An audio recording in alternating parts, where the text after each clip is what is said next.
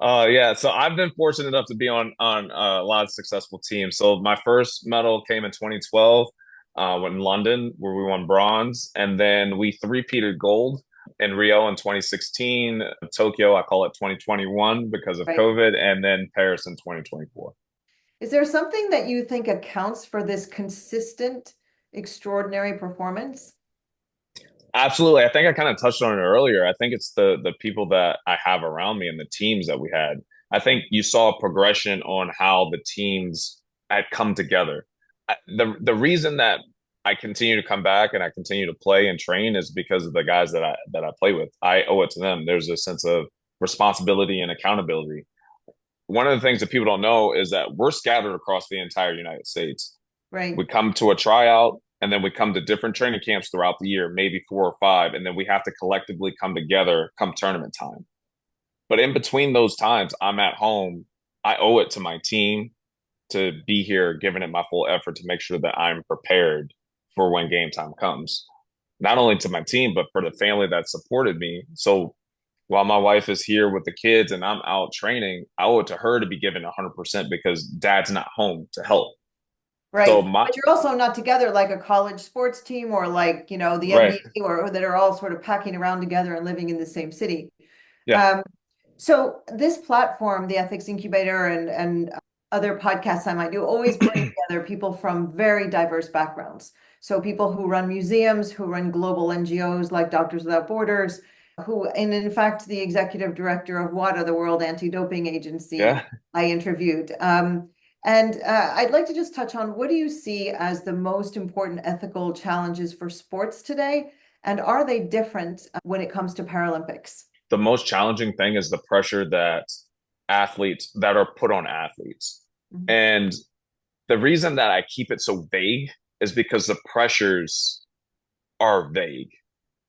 You can have athletes like kids. Kids are athletes. If they're playing sports, they're athletes. The pressure that parents are putting on kids at such a young age, right? Or the Absolutely. or the pressures that when you get to a professional or an amateur athlete, the pressures of being able to put success on the table, right? When you play for like Team USA, it's like sometimes athletes feel like it's gold or bust, Hmm. right? And being able to change that narrative because then people start to, like you said, you interviewed someone from WADA, right? Right. Then athletes start to do other things that aren't ethically sound in order to obtain these different things. You throw social media in on that, then like I said, there's pressures coming from all sorts of directions, and they're coming at different So what you just stages. described is something that I would describe in even broader terms, and it's very interesting to hear you talk about in athletics, and that is an epidemic of perfectionism. And I Absolutely, always believe that with perfectionism, from an ethics standpoint, it's one of the most dangerous things because there are only three ways people can respond to perfectionist standards. And as you say, there are different ways to describe it, pressure, etc., sales targets that are unrealistic, however you describe it, right? But one way is to give up because why try when you know that perfection is not an achievable goal?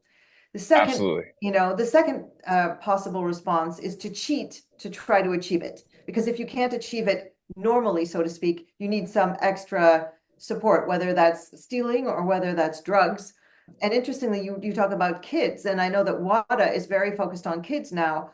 But I remember years ago when there was the Lance Armstrong story, I was walking down the streets of Palo Alto, and one of my friends had a 12-year-old, just I would call it an average 12-year-old athlete, nobody with particular ambitions, but a decent athlete.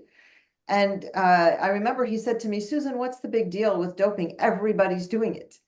And in his world, everybody's doing it meant all the 12-year-olds are doing it, yeah, right? Not all the Lance Armstrongs of the world are doing it. And then the third, of course, is just to be banging one's head against a wall, so to speak, in order to try to achieve perfectionism. And that's where we get back to the mental health epidemic. So absolutely. by definition, you're all under so much pressure. But when we look at scoring in a whole bunch of different sports, it can be so close, it can be a point or two. And that doesn't redefine an athlete as a lower caliber athlete, at least for those of us Exactly. who are not athletes.